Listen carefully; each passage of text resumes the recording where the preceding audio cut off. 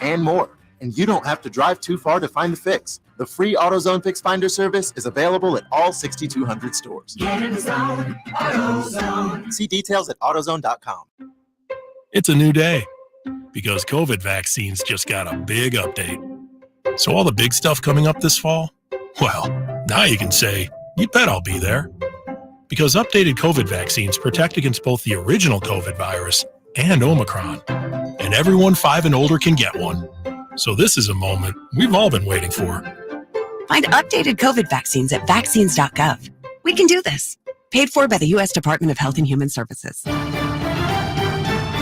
Scott Graham here from Westwood One. Week 7 of Sunday Night Football will come from Miami with the Dolphins hosting the Steelers. Pittsburgh is coming off a big win over the Bucs last week and hopes to make it 2 in a row. Ryan Radke and Mike Mayock will have the call on air or on the free live stream, sponsored by AutoZone. Join us on Sunday Night Football. Get ready for the game with more details and preview at WestwoodOneSports.com. Football season is underway, so now is the perfect time to download FanDuel, America's #1 sportsbook. Because right now, new customers get a no-sweat first bet up to $1,000. That's free bets back. If your first bet doesn't win, just sign up with the promo code WIN. FanDuel has all your favorite bets from the money line to point spreads to player props. So sign up today with promo code WIN for your no-sweat first bet. Make every moment more this season with FanDuel, an official sportsbook partner of the NFL. Must be present in state where lawful to wager. 21 plus in select states. First online real money wager only. Refund issued as non-withdrawable free bets that expire in 14 days. Restrictions apply. See terms at sportsbook.fanduel.com. Gambling problem? Call 1-800-GAMBLER. Visit fanduel.com/RG. Colorado, Iowa, Michigan, New Jersey, Pennsylvania, Illinois, Virginia. 1-800-NEXT-STEP or text NEXT-STEP to 53342. Arizona 1-800-789-7777 or visit ccpg.org/chat. Connecticut 1-800-9-WITH-IT. Indiana, Kansas 1-800-522-4700 or visit ksgamblinghelp.com. Louisiana 1-877-770-STOP. New York 1-877-8-HOPE-NY or text HOPE-NY 467-369. Tennessee Redline 1-800-889-9789. Wyoming, West Virginia 1-800-522-4700 or visit 1-800-GAMBLER.net. KHTK AM and HD1 Sacramento, KYMX HD2 Sacramento, the flagship station of your Sacramento Kings. It's Sacktown Sports 1140. It's time for Kings Weekly. He's got the bucket! Recapping the week that was, previewing what's ahead, and looking at the biggest stories surrounding the team. It's Kings Weekly. Here's your host, Chris Watkins. Welcome in to yet another episode. I'm not really sure what to call these things. I'm used to doing podcasts, so I feel like I'm just gonna naturally call them episodes of Kings Weekly. As you heard from the voice guy, I'm your host, Chris Watkins. Thank you so much for joining us. If you joined us last week, thank you for your continued support. If this is your first time checking in with us, welcome. We are doing this every single Saturday at 11 o'clock, traditionally going until noon. But this week we're making an exception. We have UC Davis football coming up at noon. So we will have a shorter show, a half-hour show for you today, going until 11:30. And I'm excited. I'm a lot less nervous this week, which hopefully lends itself to a better show. Got my man Kyle on the other side of the glass. I got Frankie Cardicelli, who will be joining me later on in the show. Frankie's our Kings insider here at Sacktown Sports 1140. He's also my Return of the Roar podcast co-host. So very excited to get his thoughts on how things are going on opening night and on all that. But without further ado, let's get into this thing, right? The Kings had their opening night on Wednesday against the Portland Trailblazers. Very, very exciting times. It's always exciting for opening night. Opening night always brings optimism, always brings fun. The energy, the crowd was electric on opening night. You can definitely feel that from the start. But unfortunately, the Kings fell 108-115 to the Portland Trailblazers.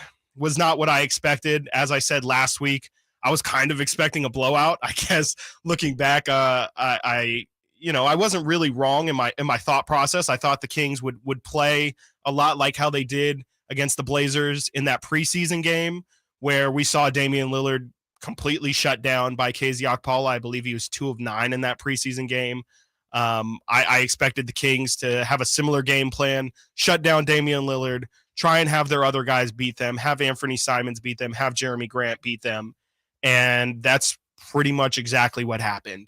It was a rough night defensively for the Kings. I don't think that's something that Mike Brown's going to want to see moving forward from his team. Mike actually had some pretty harsh, I would say harsh statements for his team in the post game following the loss.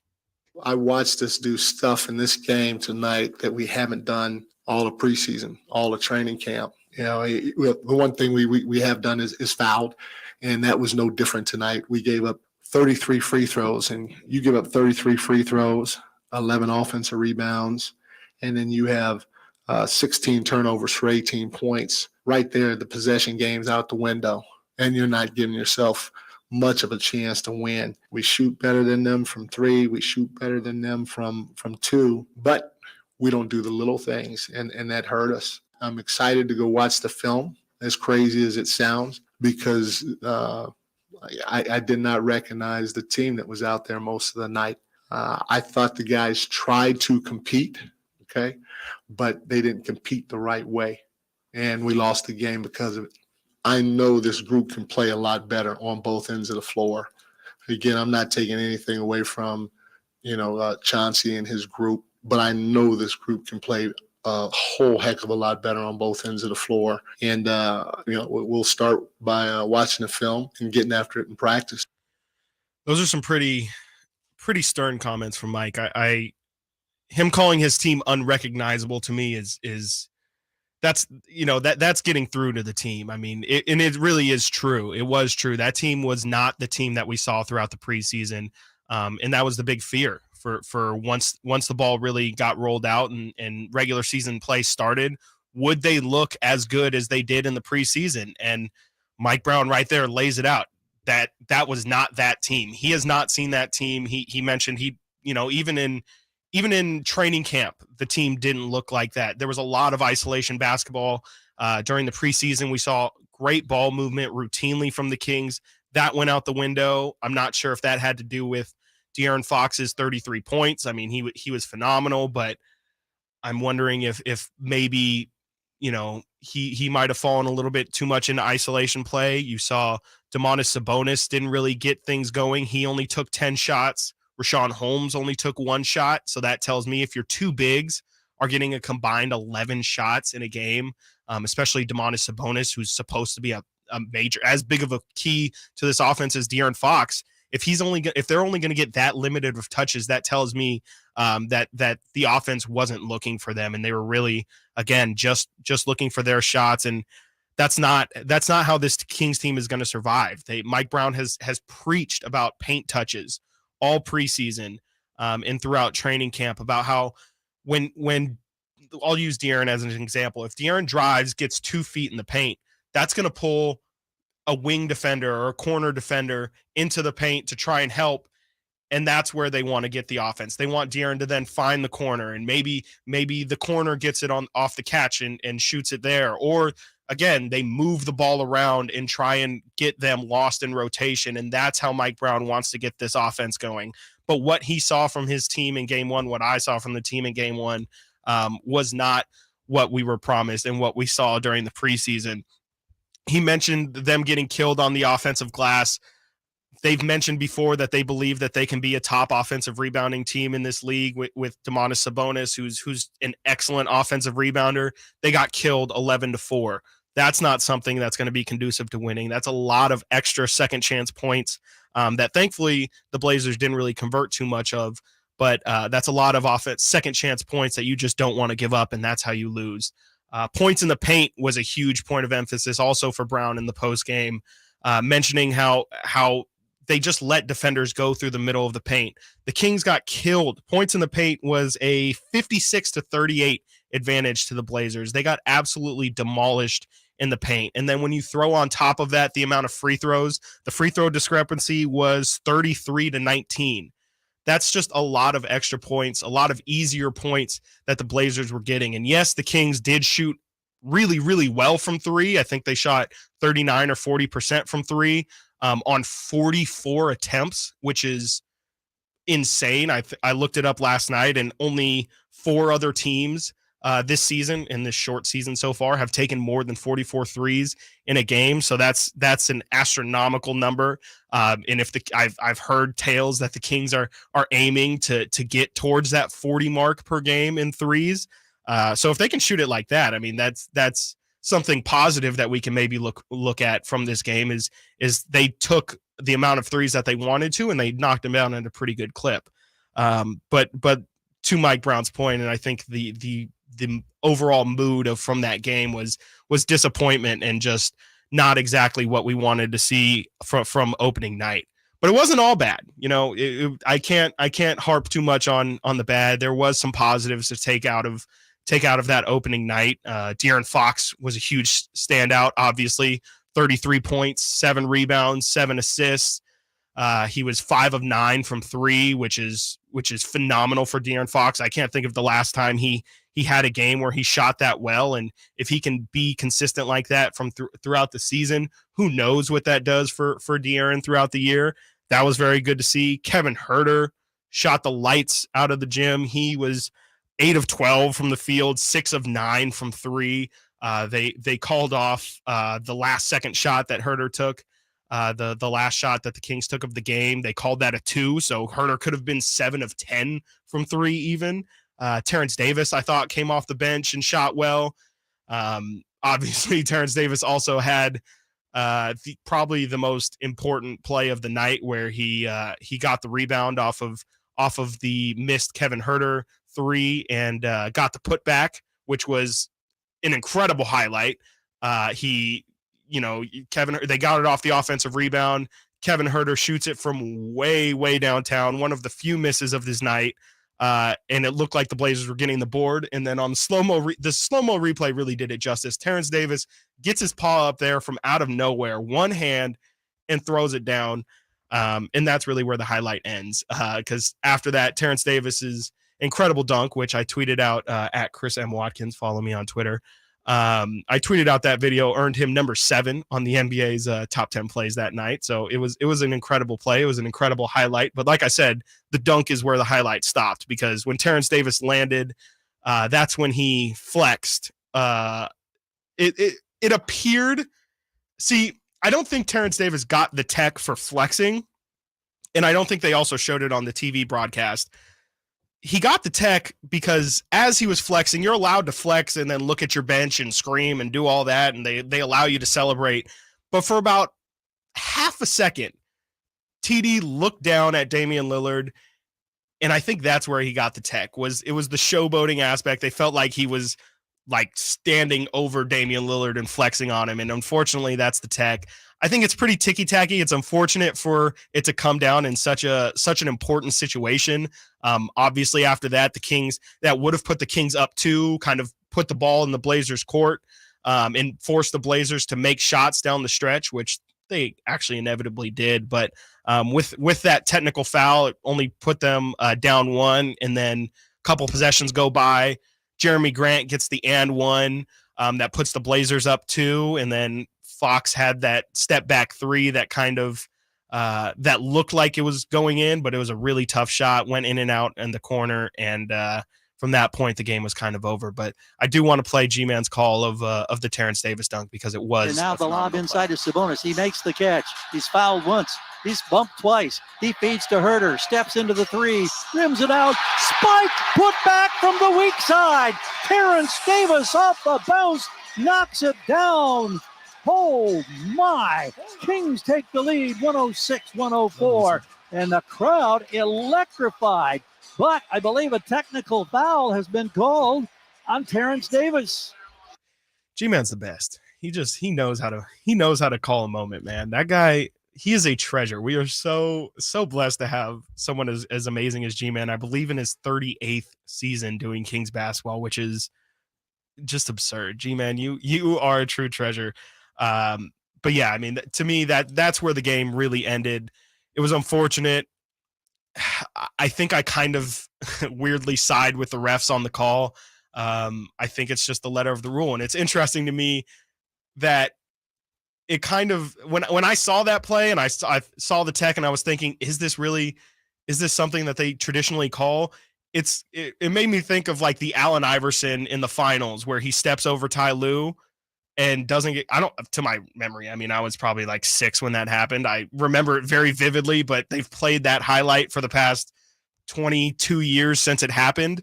And I'm by no means calling the Terrence Davis dunk to the level of that Allen Iverson step over. But, it's interesting to me that is an all-time highlight from Allen Iverson, him stepping over that guy. Like, we're all acknowledging that was super cool and super, I mean, it was disrespectful. It really was. And that's what we love about it, was he really showed him up.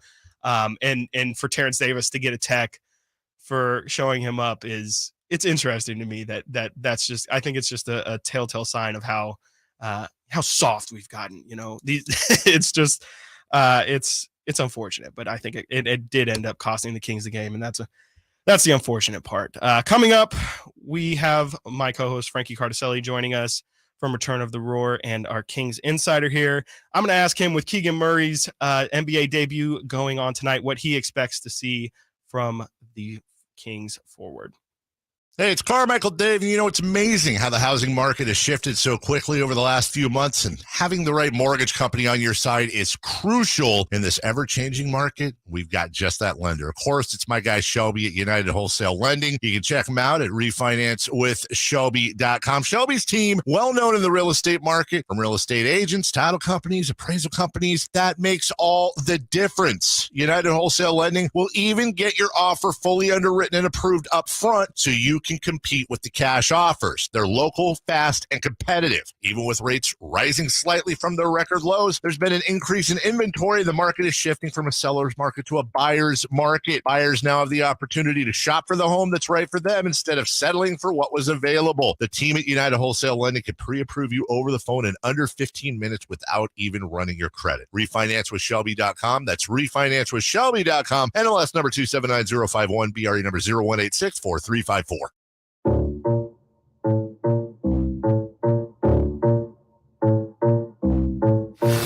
It's Kings Weekly with Chris Watkins.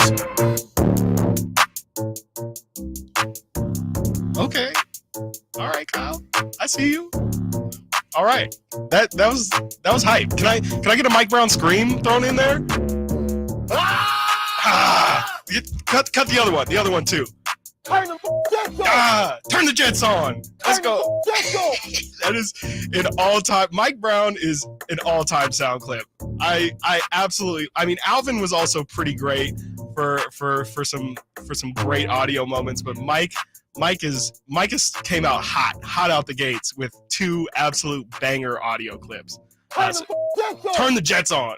God, if you haven't seen that clip, make sure to watch. I believe it was on The Run, the Sacramento Kings YouTube series that's chronicling the Kings season so far. It's been fantastic, and that legendary clip came from that video. Joining me now, my co-host of the Return of the Roar podcast, which you can check out on the Sacktown Sports website, also wherever you get your podcast from. He is also a Kings insider here at Sacktown Sports 1140. He likes to throw air quotes. Frankie Cardicelli. Frank, thank you so much for joining me, man. How you doing? Chris, it's an honor to be sitting here with you in this room.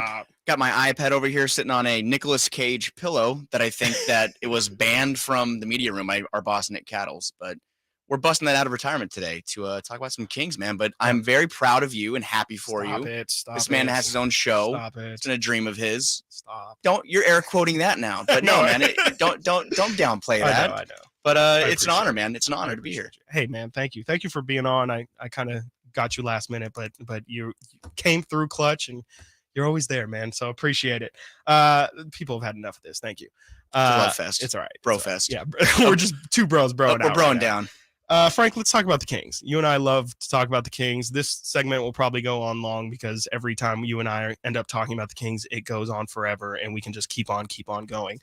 So without further ado, a big talk immediately after the game, and I kind of touched on it in that last segment right there, was the officiating in the game. The Kings got into foul trouble very early. KZ Okpala, I believe, got in foul trouble early. Domantas Sabonis was also in foul trouble throughout the night. I think De'Aaron Fox finished with 5 fouls as well.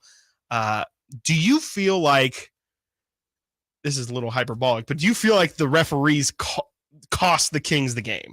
Did they like kind of reach in their O2 bag? Right. Like O2 game 6 bag? Were the refs deep in their bag? I think that there was definitely like some questionable calls, and the Kings were probably a little over, maybe a little over aggressive on defensive end too. Like defense is such a huge aspect of what Mike Brown and his staff are trying to do.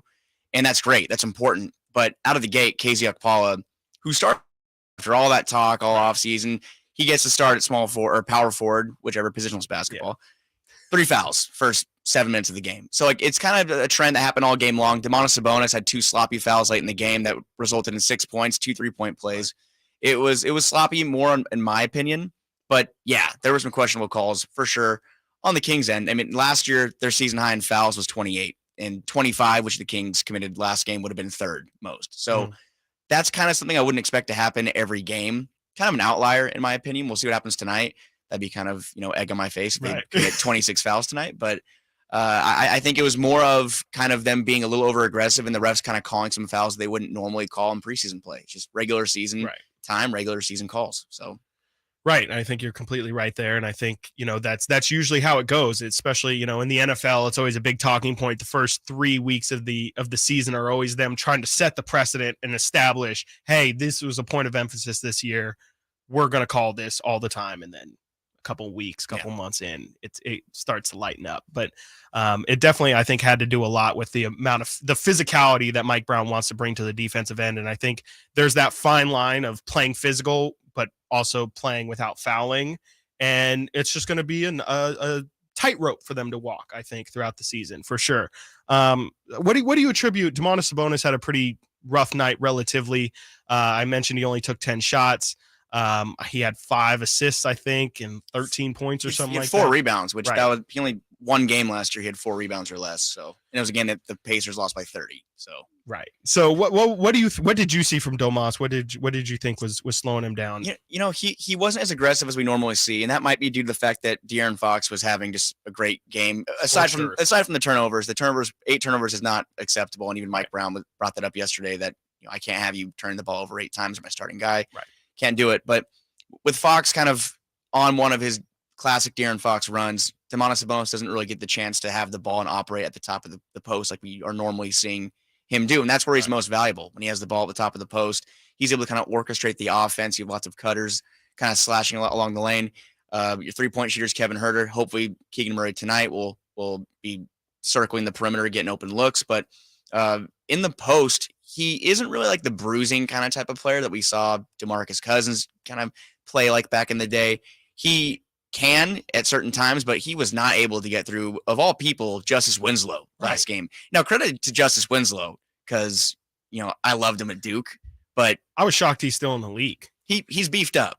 He is. I think he finally realized that his ideal position is the 4, and he, to his credit, he looked really, really good against a player like Domas, and I think that's exactly what the Blazers are hoping to get from someone like him. For sure. And that being said, that just can't happen to Domantas Sabonis. You can't let Justice Winslow beat you. Right. And I mean, again, credit to Winslow for putting on the muscle and pushing around a 2-time All-Star like Sabonis. But what we saw last game from him was just, again, not to kind of discredit what happened, kind of an outlier. I mean, I don't think we're going to see Sabonis have 4 rebounds too often. He's a 13 rebound per night guy, and he struggled against Nurkic, against even Jeremy Grant, gave him some trouble down in the post on the board. So I think tonight I'm hoping we see him kind of get back into the regular Domas that we have come to know. Right. And another guy, I don't know if it's on your list, but Harrison Barnes, another outlier from the game to me. He was not on my list. That's your guy, though. That is, if anyone listens to the podcast, you know that Chris loves HB. HB is a very polarizing figure in my life. Well, I think we talked before the game. You and I talked about, I think you said he was going to have a big game, though. I did. I think I mentioned it last episode as well. It's more just I expect him to have a good season in general, and and he typically, last season, he came out the gates incredibly hot. Oh, he had 36 points opening night. Yeah, right. But I'm not trying to throw egg and say, hey, you said he was going to have a big game, and he didn't. But I think you and I were texting. I said, he's going to, the casual HB 15, 5, and 4. Right. And he, again, I think once he can't find his offense early, he just kind of backs off. Mm-hmm. And down the stretch, the Kings need that. We've talked about how his kind of like, he's not LeBron James, but he has kind of like that 6'6", 6'7" muscular frame, and he can get into the paint. He's most valuable when he's going at the rim. So that wasn't there. He wasn't slashing and going to the rim. He wasn't even taking shots late. He took 10 shots. I think he had 8 points, 9 points. So having those two guys both have off nights, and no pun intended for David. No pun intended. Speaking of off night, Davion did have an off night. He did have an off night. It's one game. But having Keegan Murray back, having Sabonis hopefully shake off the rust, Harrison Barnes be more aggressive, I think it's going to be a different look tonight. Right. You mentioned the Kings rookie there, Keegan Murray. He's going to get his NBA debut tonight against the Los Angeles Clippers. Didn't play against the Blazers game 1. What do you expect to see what are you hoping, I should say, to see from Keegan just coming out of the gate? Obviously, you saw Shaedon Sharpe, what he did his first night. Do you expect Keegan to come out strong or kind of look for his game? Well, it's great because the one thing about Keegan Murray is he's not going to press, and that's something his teammates have given him compliments for. De'Aaron Fox is a huge Keegan Murray fan, and he said that multiple times that he never tries to get outside of his comfort zone. I think tonight we'll see Keegan Murray. It depends on how long of a leash he has minutes-wise. We don't know. We'll find out from Coach Brown this afternoon, but I'd hope he can play a full 25, 30 minutes because I think he's going to go out there, take smart shots. He's going to bring defense. He has length that the Kings kind of need out there if KZ Okpala is not going to be in the starting lineup, which kind of a side note, Keegan Murray was getting reps in with the starting unit last night at practice. So see, that's why you can't put those quotes on Insider, my friend. That's inside information. It's practice. That's breaking. We need a breaking sound right now. Do you want to know? Do you want to know why you shouldn't do that? Because also Chimezie Metu was logging minutes with the starting unit. Look, it's called the smoke screen, Frank. Okay. Well, Mike Brown loves those. He does exactly. So, that's right. Loves those. We'll get you out of here on this. You and I have looked forward into the Kings schedule. They have a very, very, very tough start to their schedule. They play the Warriors 3 times in the next 12 games, play the Heat twice in the next 12 games. If the Kings lose tonight, start off 0-2, it's a long stretch before the schedule kind of loosens up and they start to get some weaker teams in the league. Where is your panic meter at if the Kings lose tonight? Not as high as it was when we were in the our old workroom downstairs, and when the Kings were 0-5, and we talked to our good friend Matt George, Matt Bookie George. And he told us that the Kings lost the Charlotte Hornets, he would quit his job. Right. They lost that night, I think, on the they blew the big lead, and the rest is history. But I do think that keep an eye on that game. The game coming up next week. That's a game the Kings, I hate to say should have, more air quotes, but there are games that are going to be surprising, games that should be winnable. But today and tomorrow are going to be tough. The Clippers, even without Kawhi, tough. Tomorrow, Golden State on a back-to-back, very tough. So I'm not going to hit the panic button if the Kings start 1-6, 1-7. We've seen that happen so many times. But, maybe they surprise us. Mm-hmm. And it just, yesterday on the afternoon show, I was asked, do the Kings steal a game this weekend? And I said no. I just said forever no. Optimist. Yeah, and I think Nick was just like, all right, well, thanks for joining us. But great radio. I slept on it, and I'm gonna be a little optimistic today. I'm gonna say they steal one today. You're gonna say maybe. I'm gonna say maybe. It's interesting. You look ahead. They play the Clippers tonight. They play the Warriors tomorrow. Thursday they play Memphis. Next Saturday they're playing Miami. Then they go on a road trip, play Charlotte, Miami again, at Orlando, at Golden State. Come home for Cleveland, go back on the road for the Lakers, and then play the Warriors and the Brooklyn Nets at home. That's the Kings' next 12 games. That is a bloodbath. The Kings are going to have to hope to come out of that 3 wins, maybe 4, and then if that's where this team can surprise us and maybe pick up some wins against teams they're not supposed to beat. That's where we can really see some success for this team, and hopefully they can do that. But Frank, I would be remiss if I didn't ask you where your panic meter is at right now for your beloved New York Yankees, who are finding themselves down 0-2 to the Houston Astros. Past panic into numb and acceptance. I'm just kind of like, I'm going to tune into the game at 2, and I know that it's going to go bad. Right. Last question, because I know we have to go. Yeah. Give me a prediction. Keegan Murray stat line right now. Tonight. I'm going to say Keegan comes out the gates firing. I'm going to say 16 points, 6 rebounds, 2 assists, 2 or 3 threes for Keegan. And I think he starts. Ooh. I think he starts. I like that too. I'm going to say he starts. I'm going to go 18, 7, 3 threes. 7 3 threes. I like it. Gotcha. We have no Kawhi Leonard tonight, no John Wall tonight. That's hopefully something that falls in the Kings' favor. We've seen countless times that that's just not how it works here in Sacramento. It doesn't matter if LeBron James and Steph Curry and Michael Jordan form a super team and they're not playing, that it's gonna end up being those. Whoever does play is gonna play like LeBron and like Steph and like Michael Jordan. That's just the way that it goes here in Sacramento. Kings basketball. Like I said, we have a short show today. That's going to be it for us here. You can hear me later today on game night, filling in for Scott Marsh, who is doing UC Davis football. I will be joined by Henry the High Flyer Turner. So again, be sure to check out for that. That will be from 5:30 to 6:30 later today. Thank you, Frankie. Thank you, Kyle. I see Nate back there. Nate, thank you for offering the in and out. Appreciate it. And we'll see y'all next week right here, same time, 11 o'clock. This is Kings Weekly with Chris Watkins. Check out my friends at Downtown Ford. New location, new ownership, and absolutely no markups. That's unheard of. Downtown Ford, 1535 Howe Avenue in Sacramento. Come see Aaron because I guarantee you he's got what you're looking for. Cut him off. Stay in front of him. Okay, take a break. Sack.